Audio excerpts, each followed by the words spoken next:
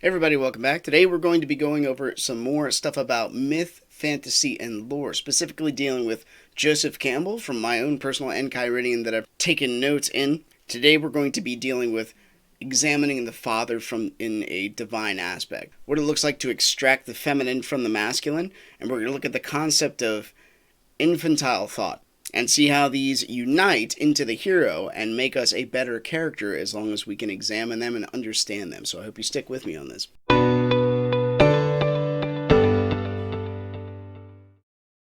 So I'm working on a better setup. I got kind of like a tarp here at least to provide a better background. What I'm looking to do is not distract through the various things in the back and trying to make it more focal on, I guess, the presentation of the material. But try as I might, I have a cat, and he gets hair over everything. So maybe black isn't the color for me. Maybe the brownish grayish is kind of the way we need to go anyway. First world problems, right? So I'm going to read from this, and this is still taken from The Hero with a Thousand Faces. I have extensive notes on this book because just learning through various myth that has been presented to us through history is so vital. And the voices of the past, which have built us to where we are today, are so often ignored because of immediate concerns. When the solutions to like all of our problems are already written in the past, you just need to actually go do the work and pay attention to them. Or maybe trust those that have claimed to have studied before, kind of like I'm doing, I guess. But I always try to leave the references in the comments below if you want to go look and read these books yourself. I know some of you have already done this, so don't take my word for it, or you can. Thank you, I'm flattered. But at the same time, they're there for you. These references are here. Case in point, the reason why on a display I've chosen Webster's Dictionary is because I want a physical point of reference. They tend to change definitions of words online, which is just a weird thing to me. And suddenly the definition you use is kind of vague, and when did it change? Like, I wasn't part of that conversation. So I like a hard, authentic point of reference, especially when dealing with words I've never heard of. Oh my gosh, he's leaving. But that's just something to keep in mind. So anyway, we're going to start going and examining what it looks like for the hero to perceive the father, what it looks like for, I don't know, maybe like an adolescent or an adult or a child even, to go and pursue the father figure, the person who came before you and has already lived before you. And all this stuff is roughly taken out of context, obviously, because I'm not reading the book verbatim and critiquing it in front of you. That would take ages. I'm just trying to summarize some of the valuable points that I think would benefit both you and me, because as an instructor in the martial arts, I learned this extensively. You get better as a martial artist in a mature growth manner if you can teach it to those that don't know what they're doing. And if you can teach it well, you also understand it that much better. Because you're taking these advanced complexes and you're trying to condense that information to a very small few sentences or few actions, like that kind of thing. So it says here, the problem of the hero going to meet the father is to open his soul beyond terror to such a degree that he will be ripe to understand how the sickening and insane tragedies of the vast and ruthless cosmos are completely validated in the majesty of being, with a capital B. The hero transcends life with its particular blind spot, and for a moment rises to a glimpse of the source. He beholds the face of the father, understands, and the two are atoned. It's interesting that word atoned literally means at one. They're like one in unity together. So what does that mean? Well, in part, it means that if you are to mature and to grow, you have to face life at its absolute worst. Not only that, but if you're going to seek the maturity that your father had, you're going to have to probably seek the worst possible thing anybody's ever done ever. And understand that you are also capable of that. And that can just be a shattering of innocence. I know my personal example is when my dad let me watch the movie RoboCop. That movie is pretty brutal, man, especially when you watch Murphy get shot. So without being too graphic, he's a cop. They catch him in an alley. They shoot his hand off. He's still alive. Then they all start laughing and just keep shooting him. And like, to me, when I was like, when did that movie come out? I was like 8? Like, I literally burst into tears, grabbed the movie out of the VCR and threw it in the trash. And I was like, that's not right. And both my brother, who was younger than me, so he didn't know any, he knew less than I did, and my father were like, it's just a movie. And I'm like, no, it's not. And that was my character from that young, being so... All right, sorry, kid interruption. I lost my train of thought, but whatever. Anyway, that was my character back then. Just the utter shock of the dismantling of a person made in the image of God right in front of me, And I had every idea to understand what bullying is, and that's bullying to its utmost extent. But that's also the tragedy of life. And sometimes, if you want to go look at where the father's been, because my dad obviously had seen that movie before, he owned it, that's the kind of traumatic instance you might actually have. To understand what is necessary to be who your father was, or to be who the previous masculine was. Because in reality, that could be a blind spot. This is a Chinese proverb. It has to do with honor. Actually, it has to do with a lack of honor. If you can do something that the enemy is ashamed of, there's an advantage in that. So what do you do if you're offended by something that goes beyond tactical reasoning, right?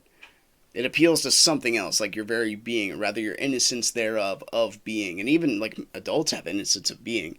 There are certain things you don't want to do. We have rules of war that we engage in, or rather choose not to do. Rather, there's I forget what it's called, the Geneva Convention, something like that, where you have to house prisoners a certain way. You can't just torture them, but we do anyway. Because of that, right? You don't use mustard gas. We don't gas people. We don't use nuclear bombs. That's too much. So even in our rules of war, where we will literally shoot each other up, there's certain things where humanity has decided, that's too much. But if that's your willful blind spot, thinking no, then they're not capable of that, well, you're ignorant beyond belief. You have to understand that as dark as things can go, that's how dark they can. You need to understand that's how dark things can go. And as the hero, you have to understand that as you toe the line between chaos and order, light and dark, right? Hence the picture behind me. As you toe that line, you have to understand what is good and what is bad. And you have to be capable of those dark acts, unfortunately. If anything, in theory crafting, so that way they don't shock you so much they destroy your whole ordered system that you wish to accomplish. They don't overwhelm you with their gross presence. You have to be unoffendable, per se. And that's a big lesson that Christ teaches also. Put on the full armor of God, per Paul. Know truth. Be saturated in it. Because you will be passionate about what you expose yourself to, obviously. But when you get to that point, especially if you're in the involvement in ritual, like a father-son or apprenticeship, something like that, passed on from one generation to another, you can experience this in work. The martial arts is extremely relevant. Giving a black belt to somebody who has earned it, who can take care of themselves on the street. I personally, now, I'm sure there are plenty of dojos which make money based on just giving this kind of stuff out. You can buy a black belt on Amazon, doesn't cost that much. But authentically, if you're going to go into the martial arts field, especially as an instructor, it shouldn't be like a black belt in 3 years or your money back. They need to earn it. They need to actually be competent in that skill set. Otherwise, as an instructor, you give them that belt, you're giving them a lie if you don't believe they can hold their own. And what worst possible thing can you do as an instructor, as a parent, than tell their kid they're fine, they'll be just great. Shove them out the door just because you don't feel like dealing with them, or because you want something from them. That's an absolute tragedy as far as I'm concerned. But that's understanding the father figure, or those that have come before. And the statement right after that kind of follows up with it. The godlike being is a pattern of the divine state to which the human hero attains, who has gone beyond the last terrors of ignorance. And that kind of meshes with the previous picture that I attempted to paint, where it is said you ascend into godhood and you're with your ancestors, as long as you aim correctly. That's roughly ancestral worship or something like that. In Isshinryu Karate, we have a patch with the dragon at the top saying when you become a black belt, and you keep teaching, you ascend into the heavens with the masters. And that's sort of true and sort of not. It depends on your definition of heaven. Definitions are very important when you start talking about the eternal. But the spirit of a person can still live on. And this comes in work ethic, this comes in training principles, this comes in methodologies, thought processes, logic itself. That's the hero solo. That's him by himself. But then we get to the feminine.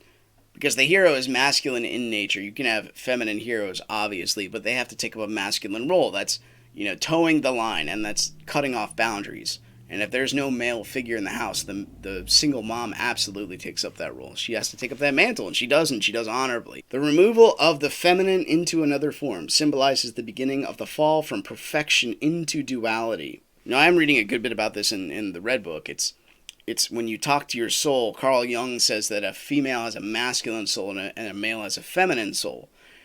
And definitions are important here. What's he talking about when he says soul? Well, it's like the thing you're compelled to go after. It's like your internal duality. It's like the the logical mind and the creative mind. Which one is more expressive and which one is more internal? Because if they were just an amalgam all together and meshed around, like what are they really? What are they pursuing? What is the aim? And I suppose there can be one, but as one pursues the other reacts accordingly. There has to be an agency built in to even start anything. And then we can see this in the proton, the electron, the nucleus. And something has to be pulled out for even movement to begin. That's why maybe it's interesting for me to think that when God created the universe, maybe he didn't put something into being. He took something out. So that way all reality had to move to compensate for it. Instead of like the big bang, it's like the big expansion. It was pulled and extracted out in the proper way that it should have been. When you start examining like quarks and the rate of expansion, it gets really ridiculously specific. That makes more sense, right? It's not a random explosion, pow. Instead you pull it out and you shape it like clay. And that's the universe, except maybe much bigger sense, obviously. But I do think that's a really neat point. The feminine extracted from the masculine, femininity pulled out of the male. So that's one way. That's obviously in the Garden of Eden. Adam fell asleep and the rib was taken out of him, and then he had a wife, and she was made by the rib and by a little bit more earth. There's the XX chromosome, and then the XY is in Adam. Well, what happens if you don't do that? Well, you become Sleeping Beauty with no one to save you. There's no agency. There's no anything to pursue. You are your own being. You are your own heterosexual stagnant carcass in the garden where apple will just fall from the tree into your mouth. You know what I mean? You're not trying to contend with somebody else. That'll help you both grow and both become bigger and both help you in this expanding fractal of reality that we live. I think one of the reasons that Carl Jung says your soul is the opposite of what you are in your duty is because that's like an internal projection of what you're pursuing. So for men, obviously, it's contending with feeling. If you really want to pursue where you are, if you really want to find out where your issues lie, there are often times in what makes you angry and what makes you scared. They're in the depths of your feelings. And then when you try to figure out why, it's like you almost can't do that. It's something that's so ingrained and etched onto you. What can happen is you can kind of, cut off your feelings, per se. And you can try to do things that maybe in your inner sense you cannot do. And that's where the feminine comes into play. Because the feminine, women are psychologically more wired to be negative and to think more about themselves, their personal protection. Dad, what? the toilet overflooded. Why? Because I tried to flush it and it didn't. Yo, if it ain't one thing, it's another. Holy crap. My daughter painted a picture for me, had to show me, and then the toilet overflowed, and then this cat wants to put cat hair all over everything. Holy man. Anyway, so to extract the feminine out of the masculine is to get rid of the whole stagnant ability to pull you out of yourself and start a pursuit in reality, because otherwise you'll dwell eternally within. But in order to experience objective reality and a relationship with God, per se, because this is all is just like a commonly shared dream that we experience. To engage in that, just like to engage in language, because in the beginning was the Word, and the Word was with God, and the Word was God. To engage in all that, well, that's what you need. You need engagement. You need a reason to engage. And that's also agency in the negative. You need something to do. Something that's not just like a pure pursuit of pleasure. That kind of thing. Yo, this cat. So that's just briefly covering the feminine, because I think I did a little bit about exploring the whole concept of the femininity in myth earlier, so you can go look at that video and reference if you truly wish. But we're talking right now about the hero and what needs to be molded onto a person to enable them to play the hero character that every person desires to be. So now we move on to the realm of the infantile and what like a childlike innocence and what that kind of realm can help us out with as far as our vision into the future. So it is obvious that the infantile fantasies that we all cherish still in the unconscious play continually into myth, fairy tale, and the teachings of the church as symbols of indestructible being.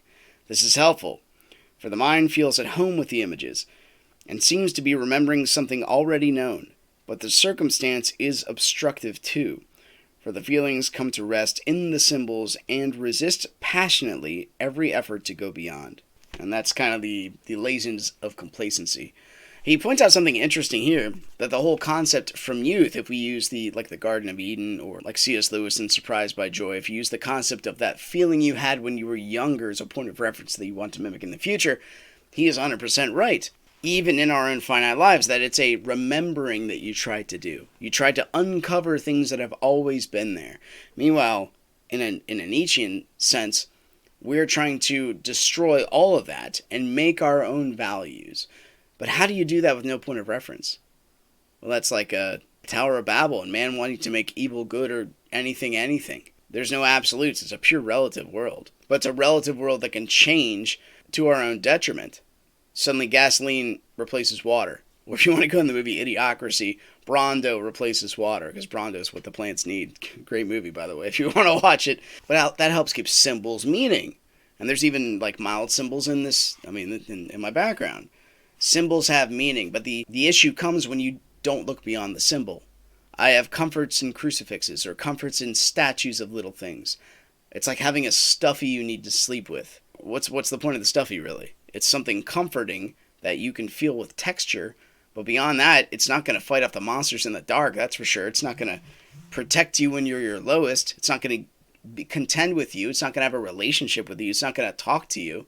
All it is going to promote a nostalgic feeling in the past and make you that young again. Meanwhile, you might actually die from the anxiety that's been given to you, or the anxiety that comes from the monsters in the dark that you don't know how to deal with. So you stay that old when you just hold on to the symbol instead of pursuing the meaning of the symbol. Even in language, symbols and words are points of reference for something beyond them. They should be anyway. The cross is the symbol of what? Well, according to the movie Constantine, you just drop a cross inside of a bucket of water and suddenly that water is blessed. Well, that's not kind of how it works. It's great for movies, but that's not reality. The reality is the meaning behind it. What is the meaning behind the cross? Well, that's way too much for this video. But that's the point of symbols. Symbols come from an innocence that's simplistic and discoverable, for sure. But the danger of a symbol is to be locked into it and unable to get out of it. So if you want to explore more of the hero myth, and you want to continue down this rabbit hole, because it goes down pretty deep, and it gets more and more solid the further you go, check out this video that YouTube recommends, and we'll continue on this journey together.